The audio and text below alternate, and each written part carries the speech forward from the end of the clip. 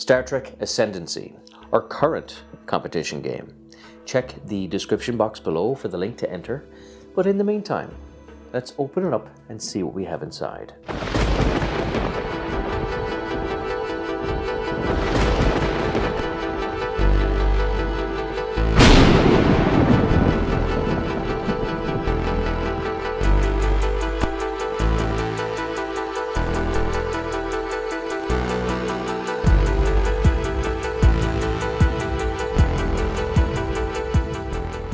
Hello and welcome to The Lucky Roll, an eclectic channel for eclectic games, and today we're going to be unboxing Star Trek Ascendancy. Now before I unbox anything, I want to say a very big huge thank you to the good people at Gale Force 9 for sending us this copy, not only to unbox but also to review. Now I happen to be a very big Star Trek fan, so if you want to check out some of other Gale Force's Star Trek games that I nerded over, you can check it here in the link below. But nevertheless, this is a game I have always wanted to try because it's one of the 4X games where you explore, you exploit, you expand, and if you're the Klingons or the Romulans, you exterminate. I'm sure the Federation are much nicer about it, that they do a cultural thing with the areas that they take over. But nevertheless, it's a very highly rated strategy game. Its complexity is up there with Twilight Imperium and Eclipse, and it's set in the Star Trek universe. Anyway, turning the box around to the other side, you can see basically what the board state is like here. It's very unique in the sense that every player will start with a home system, and there will be kind of space lanes that will attach to the home system that rotate in a 360-degree angle. So it's as people connect two systems that the map of the universe is made. So it gives a nice kind of idea of exploration, a very unique and very interesting little mechanic that will obviously ensure a very different game every single time.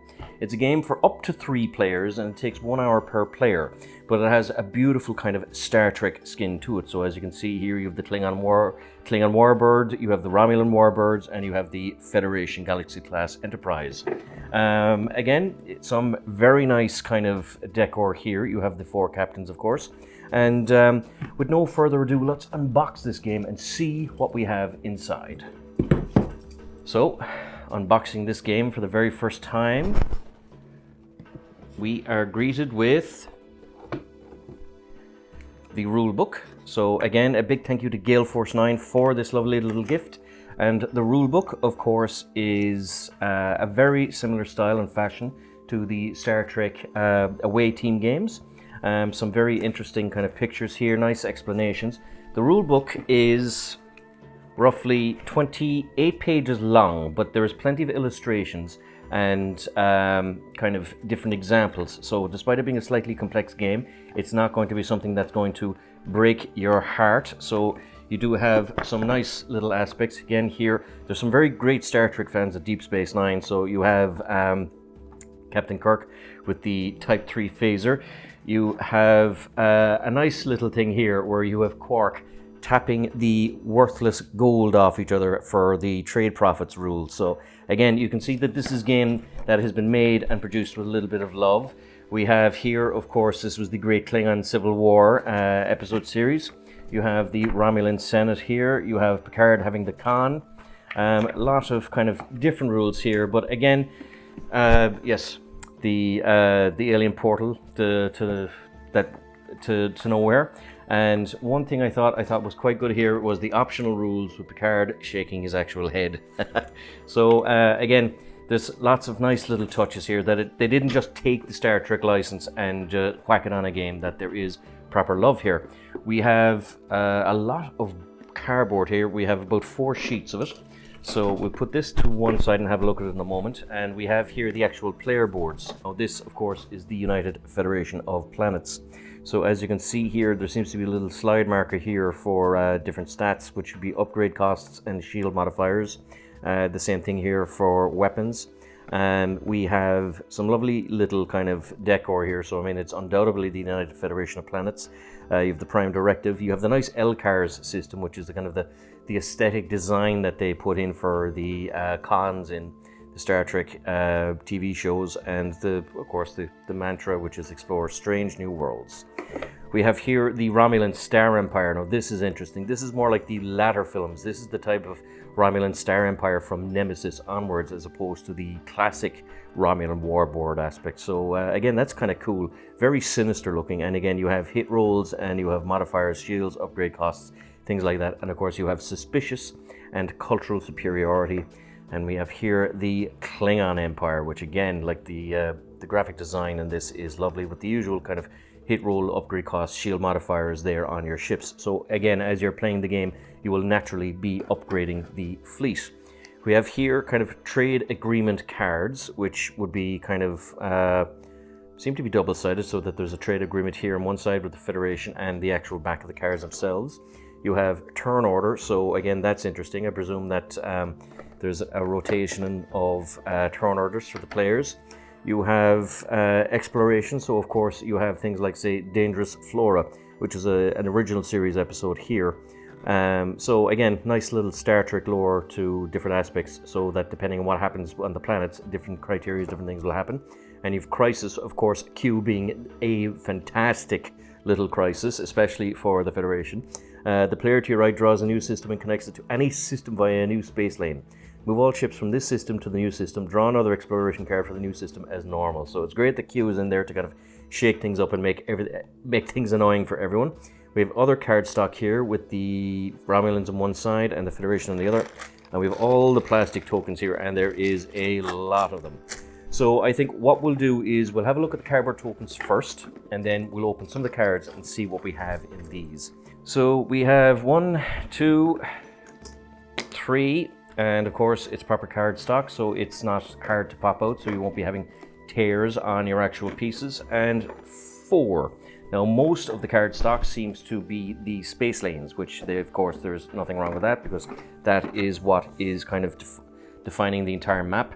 We have here these tokens, which seem to be both Romulan and Klingon. So we have a Romulan space station here with 3 Ascendancy tokens on it and a starbase on the rear.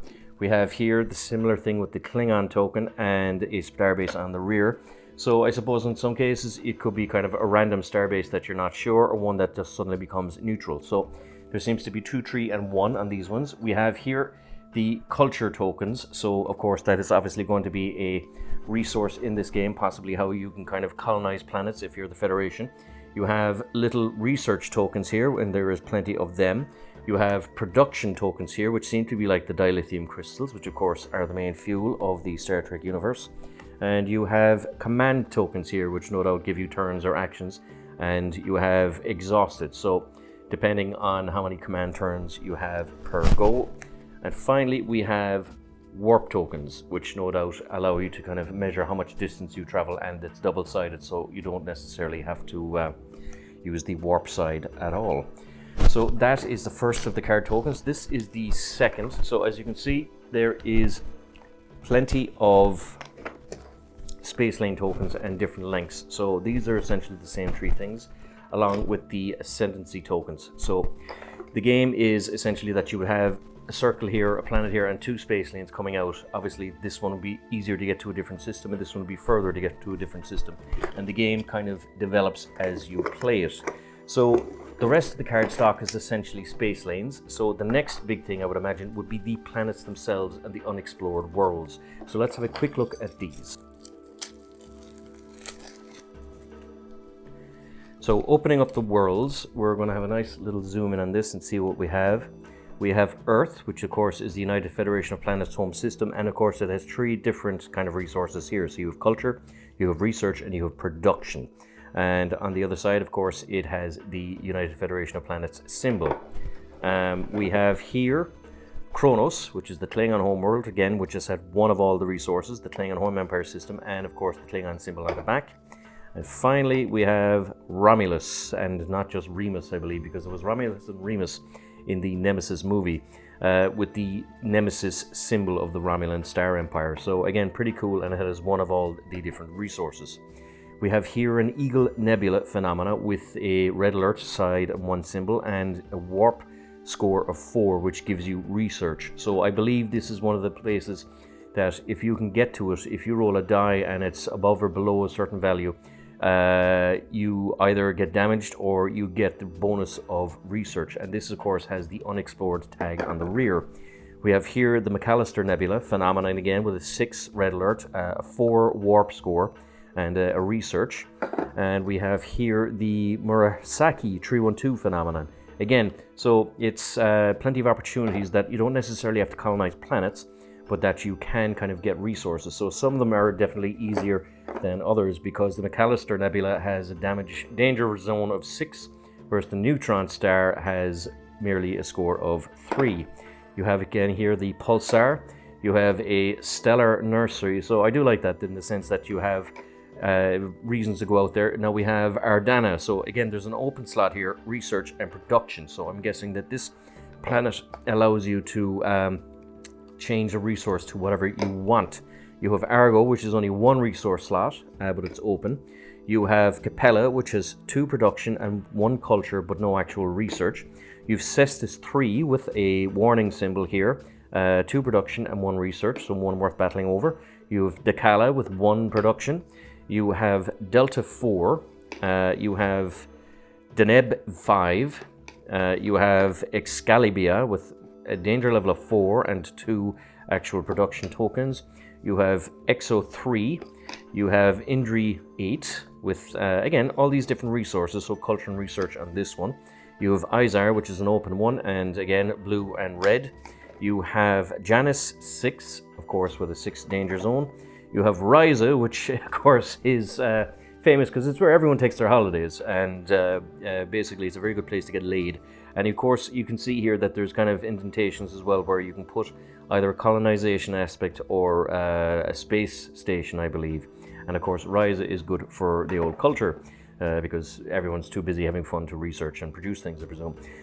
You have the Rur Pente, which has 2 productions. You have Sherman's Planet, I think, is that? There was a reference before in, it's either in Deep Space Nine where Quark has a brother that bought a moon, or you have, it's from the original series, I think, where there's just a rogue trader that just bought an entire planet. You have Sigma Tama 4, you have Sona Prime, you have Tau Cygnia 5, you have Terra Nova, which is really cool actually, because Terra Nova, I believe, was it might have been the alternate planet in the evil universe, or it could be just one of the first places that the Federation expanded from. You have Valkus 6 and you have Zeta Bootis 3. So an interesting selection of planets, quite a lot of them, including just basic phenomena as well to explore. We have here what seem to be upgrade ships or possibly fleet token cards. So we'll open this and see what we have here. So we have a lot of little tokens here. So we have what seem to be player aids for the players. So you have a building phase for the Federation and a command phase. Similar thing here for the Klingons Empire, building and command, and a building and command for the Romulans. Now we have 3 tokens here for the Federation, which is a battle group and science. We have colonization and another battle group, and diplomatic and another battle group. Now the battle groups here are interesting because there's only 6 ships of the Galaxy class, whereas the Klingons seem to have a fairly big battle group, a lot of marauders, and fairly so much of a battle group in this one they can't even write the word battle group. The second one has another huge amount, and assault. So the Klingons are basically there to kick ass and to take names, whereas the Romulans have a science aspect and another battle group. So both heavily outnumber the Federation, but of course the thing with the Federation has always been quality over quantity. So again, I'm no doubt that the games are balanced accordingly, but the Romulans seem to have got a balanced science, battle group, and mining. So it would be the Federation that would have research and culture. So a colonization, diplomatic. So it's interesting that the 3 factions are obviously very different from the get-go. We have here what seem to be Federation advancements and I presume Klingon advancements. So we'll have a quick look at these. So we have Federation advancements, Romulan advancements, and Klingon advancements. So we'll have a quick look at the Federation ones. So the first one would be a planetary defense shield. So in planetary evasion, systems you control ignore one hit in every round of combat. We have the Cochrane Institute, where your ship's impulse speed is increased by 1, which is interesting, named after Zephyrin Cochrane, the inventor of the warp drive. You have the multicultural collaboration. During resource generation, collect 2 research for each rival trade agreement you hold. Keep 1 and give 1 to each rival whose trade agreement you hold. So that's interesting, a bit of leave me alone, and it's good for you. Military, you have the veteran array and beam emitter. In each round of combat, your control nodes automatically score a hit instead of rolling a die. You have expansion with the Class 4 industrial replicators. Will you colonize the system? You may immediately develop a project node at no cost if the system's capacity allows. You have Starfleet Diplomatic Corps, where any hegemony attempts are successful. Taking control of the system does not require spending an additional culture, so that's an interesting one. It's an espionage. So a bit of Section 37 there, perhaps. We have Starfleet Academy, of course, which would be a big boon to exploration. So when braving a hazard, your ships have +1 shield modifier. And chance favors only the prepared mind, Louis Pasteur. So a nice little touch there. And Zephyrin Cochrane again, whose impulse drive we just saw, is the Transwarp drive. A powerful engine will be built, an engine that will someday help us travel 100 times faster than we can today. So I like that. So there's nice little kind of little lore touches, and I always like that about these games. You have advanced stellar cartography. You have long-range sensors arrays. You have tachyon detection array, which allows you to detect Romulan starships. You have the Bureau of Security, so on your turn you may exhaust this card to exhaust another player's espionage advancement with whom you have made contact. Interesting, so the Federation will play dirty if they need to. You have Science, which orbital laboratories. You have Starfleet Command, so your system's hegemony resistance is increased by 1, and you seem to get a command and a warp token with that. And finally we have Starting Advancement, the Universal Translator, of course, which, you know, we wouldn't be able to have any dialogue in any Star Trek episode without the Universal Translator. So when attempting hegemony, add 1 to your die result. We have here the Romulan advanced cards. So the starting advancement will be that the Romulan cloaking device, naturally enough, which has always been an advantage the Romulans have had over the Federation. You have the Continuing Committee, which your assistance hegemony resistance is increased by 1. You have espionage with the Tal Shiar monitoring post. So the Tal Shiar, of course, are the Romulan equivalent of the CIA and the FBI, all rolled into 1.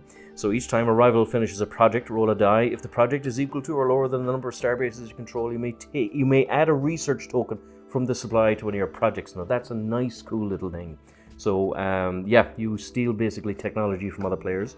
You have the advanced Romulan cloaking device, so rival ships no longer block your ship's movement. An interesting one.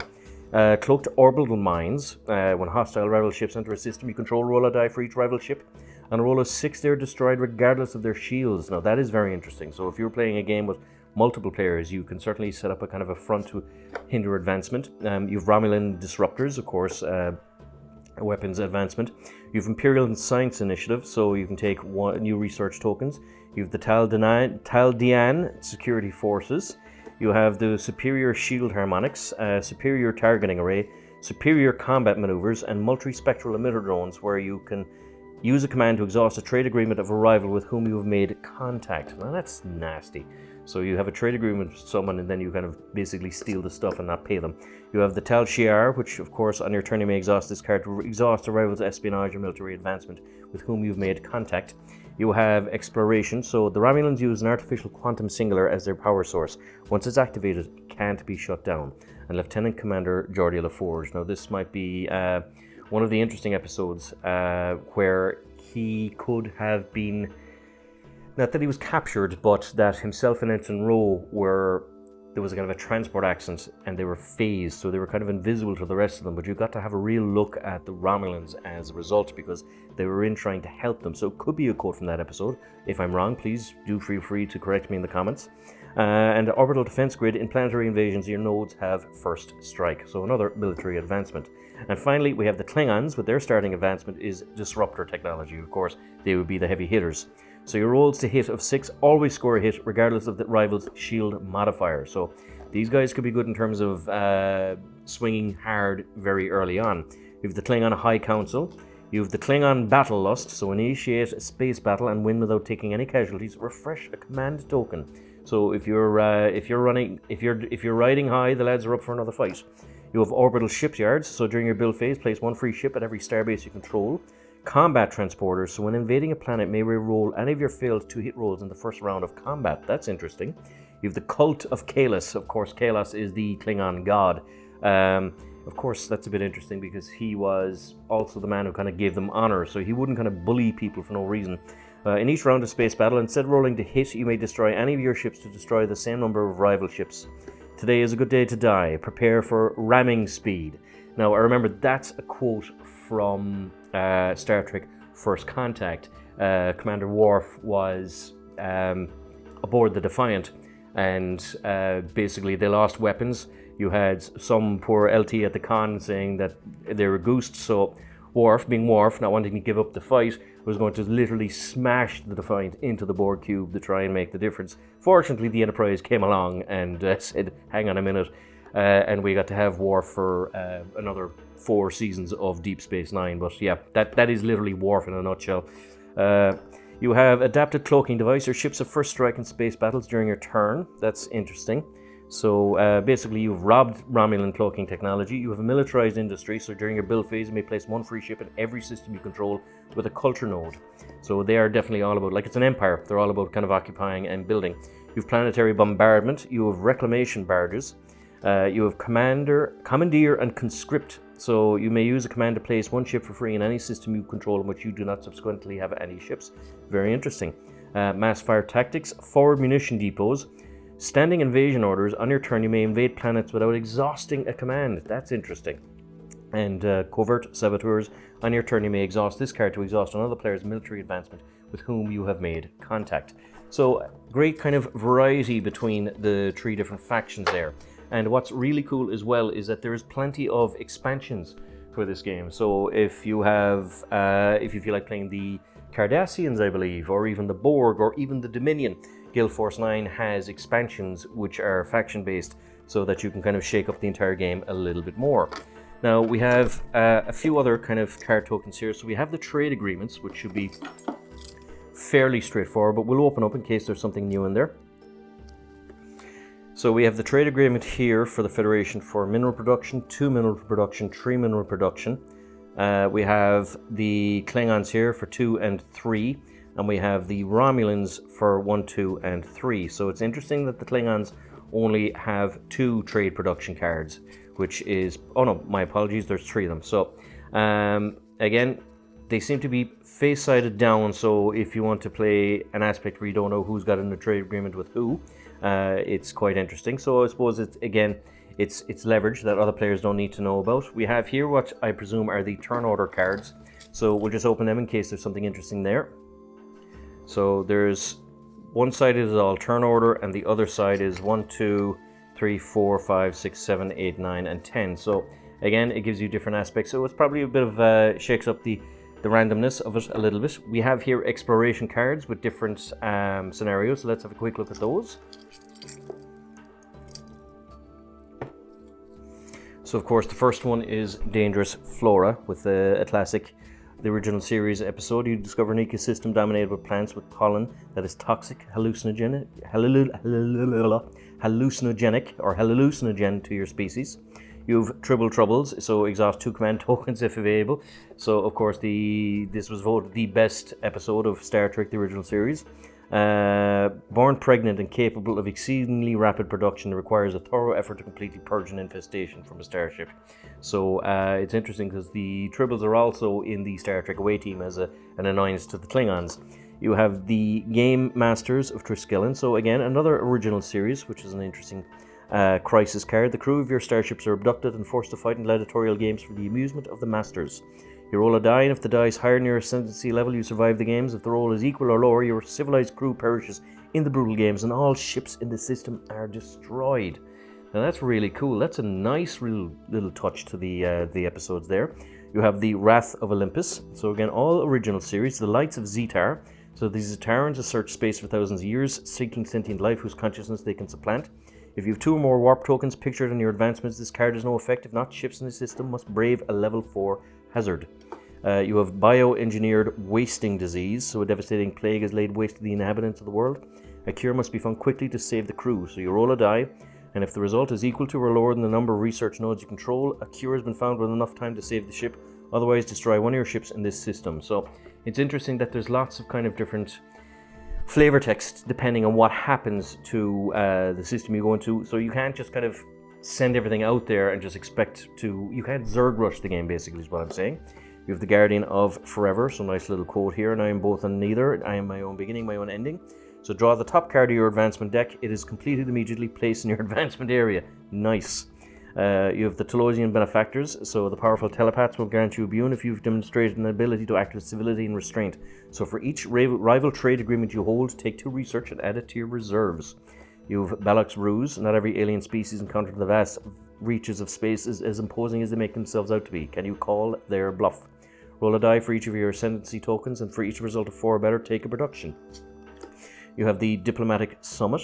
Of course, these are the 3 founding members of the Federation. You have the humans, you got the Vulcans, and I can't remember the name of these guys, but they're gas in the sense that they just insult to everyone all the time. Oh, and you have the Endorians here as well, which are also kind of a founding member. But neutral planets are well suited to hosting sensitive negotiations. The fewer points of discord, the greater the chances an accord will be reached. You may immediately exchange trade agreements with any of your rivals, even those with whom you have not made contact. You have Secrets of the Horta. You have the Alien Amusement Park with a very happy Bones. You have pre-warp level 0. You have warp capable level 3 and warp capable level 2. Of course, this has an impact because sometimes the planets that you land on will have civilizations, and of course, especially if you're the Federation, you will have different responsibilities, or of course, if you're the Romulans or the Klingons, different ways of exploitation. So these are all the exploration cards, and it's interesting that they were all the original series. So we have here more exploration cards. So these were exploration cards in one sense, and we have other ones here. So that's a bit interesting. They might not just have been enough to justify a whole pack, but that is slightly interesting. So opening up these exploration cards, let's see what we have inside, because those were all the original series, and Q is, of course, the next generation. So you encounter, remember, the Q Continuum, who allows you to draw a new system. You have the Antidean Terrorist Plot. So this was in Series 1 of Star Trek The Next Generation. I remember these guys were... Worf described them as a very handsome species. They ate raw fish. Roll a die if the result is lower than equal to your Ascendancy, return or discard all trade agreements. You hold if higher, this card has no effect. You have the Nausicaan Pirates, which of course is a pretty cool image there with the lads shooting. You have the Iconian Probe, which was... it's a pity that they never did more with it. They were a very advanced species that the Federation kind of came across. You can tell it's the first series as well, because Data has the little blue line along his uniform. You have the Menthar Booby Trap. So you encounter an asteroid filled with energy-draining mimes from a long-forgotten war, sapping the power and life from your vessels. I remember that. That was an excellent episode. Basically, LaForge was able to figure out in the end how to kind of break free, but every time you tried to shoot or do anything, the booby traps would use the energy against you. In the end, the bait that got them in there was an old classic warship, so they blew it up to stop anyone else getting in there. You have the automated Minosian weapons. This was a really cool episode as well, the first season. Picard and Crusher got trapped on a planet where they were trying to hunted by these weapons, and Riker managed to save the day at the end by saying, yeah, we'll buy them. The whole thing was an elaborate weapons test to try and sell the weapons. So on this world, you'll encounter an automated defense system that destroyed the civilization that created it. It's a level 4 hazard. If any ship survive the hazard, take 2 research tokens. You have the Organian Intervention. So you discover word under the protection of the hyper-advanced godlike Organians. They forbid colonization by primitive species, and remains in play. This system may only be colonized by Ascendancy 3 or higher civilizations. Now that's interesting. So that's a bit of a stopgap that stops players kind of pushing too forward or kind of zerging things. You have the Neutronic Wave Front. So that looks like Star Trek Enterprise. It seems to be the NX series. You have the Crystalline Entity, of course, which was what kind of killed Commander Data's homeworld. An unknowable alien intelligence relentlessly absorbing all organic life into its matrix, leaving lifeless worlds behind. If both your weapons and shields have not been upgraded, destroy all ships in this system and destroy this system. Otherwise, discard this card. Tholians may ignore this card. So, of course, the crystalline entity is kind of like a parasite. It would just destroy anything and everything. You have the Space Amoeba. Okay, fair enough. You have the Planet Eater, of course. We're back into the original series, and this was a classic episode. I remember there was another captain. He just flew his ship right into its gullet and blew it up to save the universe. You encounter a huge, almost indestructible machine intent on consuming the planets of this system for fuel. A level 3 hazard. If any ships survive, you may sacrifice a ship to destroy the Planet Eater, of course, like the TV series, and save the system. Otherwise, the system is destroyed and remove it from the game. You have an abandoned colony. You discover a fully intact settlement with no sign of its previous occupants. Their disappearance is a complete mystery. That's pretty cool. You've Encounter at Farpoint, of course, which was the pilot episode of The Next Generation, so you can take one culture immediately, or immediately colonize the system at no cost. So it's nice that it's a little boon, but I remember very spiritual episode. I wasn't mad about it, but it hooked me enough to keep me watching Star Trek, and of course I fell in love with it. You have Gum 2, which of course was a living ship, and there was a Betazoid that was highly gifted, but was driven a bit mad, very antisocial, because you could hear everyone's thoughts. He went over and beamed onto the ship, and the two of them kind of found each other. So you discover a sentient, warp-capable living starship adrift in space, having lost its crew. It was a lovely episode because you got a good look at the Betazoids and how someone who was too gifted in their telepathic abilities could be kind of completely overwhelmed. But it was a nice, happy story towards the end that the two of them found each other. Roll a die and add your ascendancy. If the result is 4 or higher, build one ship in this system for free. So this is nice in the sense that they're just mechanical cards, but they've touched on all the different episodes. So, you know, it gives a nice little feeling and lore to the actual game that, you know, you're talking about a specific episode. So if you're playing this with other Star Trek fans, it could be a really cool little kind of exploration card to find out. You have the Iconian Runes, which, of course, we were talking about earlier on. Would be a pity they weren't focused on a little bit more. You have the Curlin Artifacts. So I remember Picard was a huge kind of fan of archaeology, and this was his old mentor at Starfleet Academy, trying to get him to drop the ship, do everything to check out this artifact. Of course, the man got killed, so Picard took the Enterprise instead to actually find out what happened. But pretty cool. I think these guys were the precursor to the human species, or to most species in the Next Generation, in terms of that we are all. They explained that we all have 2 arms, 2 legs, and 1 head because they kind of seeded themselves throughout all of the founding civilizations. You have another lost colony. You have the Binar Technicians, which was pretty cool. These guys nearly blew up the ship because they wanted to use the Enterprise computer as a means to download their entire race's data.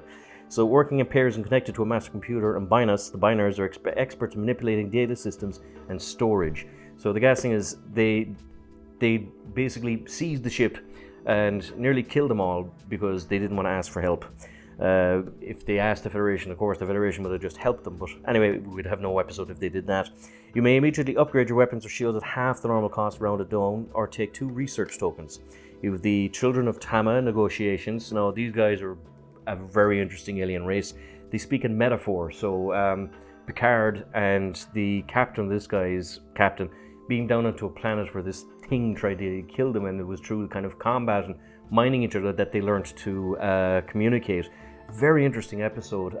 They had a fantastic actor as well to go off Picard, and a really cool episode, a really unusual one. But like, that's one of the great things about Star Trek, is that, you know, they were able to put things out there that wouldn't normally be kind of, it'd be chancy television. So it remains in play. To colonize this system, roll a die and add your ascendancy. If the total is 4 or more, you may colonize for free.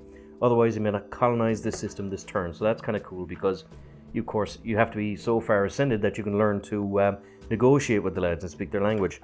You have the Orion Trader, so yeah, the Orions need no introduction. Draw the top card from another player's advancement deck and give that player the top card from your deck. Both players may choose to develop these new research projects or discard them as normal. So, yeah, they're kind of shaking hands with the devil a little bit. You have the Traveler, of course, which would, yep, you get to draw a new system. But again, a very interesting episode, and it showed as well how precious Wesley Crusher was to the series, because these guys were kind of more far advanced than us, and he noticed the same skill and brilliance in Wesley Crusher. You have the Gamma Quadrant Artifact Dealer, so we have a nice Deep Space Nine thing going here, as you can see from Quark's bar. Roll a die. If you roll higher than your current Ascendancy level, take a culture token. You have pre-warp level 0. Now this was a really cool episode because I remember there was an accident. They were studying a pre-warp civilization, which would be around not quite medieval times, but they had bows and arrows, and one got hurt, and they brought him up to the Enterprise to try and cure him and put him back down. They thought he wiped his memory, but they didn't, and he started worshipping Picard and kind of having a kind of a religious, cultural impact on the rest of the people there, which the Federation were thinking, oh God, no, we don't need to do this. So they tried to kind of steer them clear. They brought down Deanna and Riker to kind of say that, lads, no, you're doing the whole religion thing wrong. This guy was going to actively kill them because he was the one who was saved by Picard and wanted the Picard to come down in a divine intervention to save them. Picard came down and got shot by an arrow from your man to kind of prove that they were human beings, and they were able to kind of outline towards the end that like we were different. We're all not all human beings, but we're all sentient beings, and that we just happen to be at different levels of technology. But no one is more important than the other. And it was a great episode in terms of teaching the benefits and the merits of the Prime Directive. A fantastic episode. I can't actually think of the name of it, but a brilliant one. So basically, pre-warp level 0. With little technology of their own, the Mintakans view warp-capable species as gods. So yeah, again, like that was essentially the vibe of the episode. Place 3 production tokens in the system, making it as inhabited by pre-warp independent civilization. The first player to colonize the system claims the tokens. You have pre-warp level 2. The feudal pre-industrial Barconians' nascent sign Pacific pursuits may lead to future discoveries. So I don't recognize that episode. It might be a Voyager episode, perhaps. You have warp capable level 2, of course, which is a more industrial type of city. Warp capable level 3, again a more advanced one, and warp capable level 3. Warp capable level 2, warp capable level 2, level 2, level 1, level 1, level 1, and level 1. So I liked the fact that they had the pre-warp level 0 and that they put 2 specific episodes there to kind of enhance it. You have other really cool cards where no one has gone before. So you discover an untouched planet perfect for colonization. So there seems to be a lot of these ones here, which is pretty cool because it allows you to kind of expand for free, and not every single aspect of expansion is going to be hazardous. That, I believe, is the majority of the cards. The only thing left really is to look at the plastic tokens. So we'll open these and see what we have. These seem to be the little plastic nodes that you would put on top of the planets. These, I believe, are the production symbols, so they're a nice, cool little plastic. I thought it'd be just kind of a circular thing, but there's a nice little shape to them, so a kind of little research dilithium thing. We have something similar here for red, which would be these are, I believe, I'm not sure, are they dilithium crystals or they're just mines, I think. So really cool kind of shaped little mines to go along with the research. This is the research symbol. That is the production mining symbol. And the last one, of course, is the culture symbol. So there is plenty of these. So the culture, of course, is pretty cool. With it's just kind of little cool, either little rocks or harmonic rocks or something akin. We also have plenty of space stations. So these would be the Romulan space stations. These would be the Klingon versions of it, and we have here the Federation starships. So I'm definitely curious to have a look at the Galaxy class starship here, and it is, of course, pretty cool. I'll try and zoom in close as I can. They're small, but nevertheless, nice little detail here, because it's not just, they didn't just kind of spew it out. You can see the details here, and then engine nacelles. You can see the saucer section is pretty well done. The bottom is a bit bare, but of course you're only going to be looking at it down from above. So you have plenty of Galaxy class ships here, which of course will all form your fleet. And we also have fleet tokens here, which are kind of interesting. So they're kind of tiny little die, and you have, I think, Vorcha battle cruisers here as well, which are pretty cool.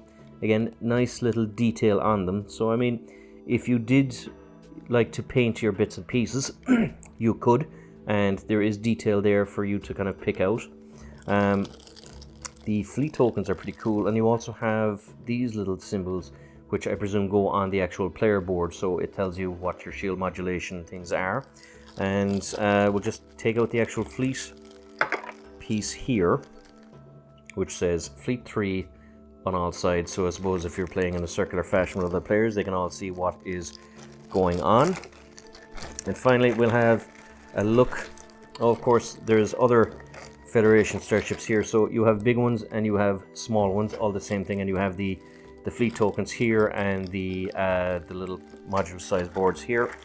And finally, we'll have a look at the Romulan warbirds. So again, we have the fleet token, fleet 2, so fleet 2, 1, 2, or 3, and you have the Romulan warbird, which is actually, this is the nicest now. This has beautiful little detail on it.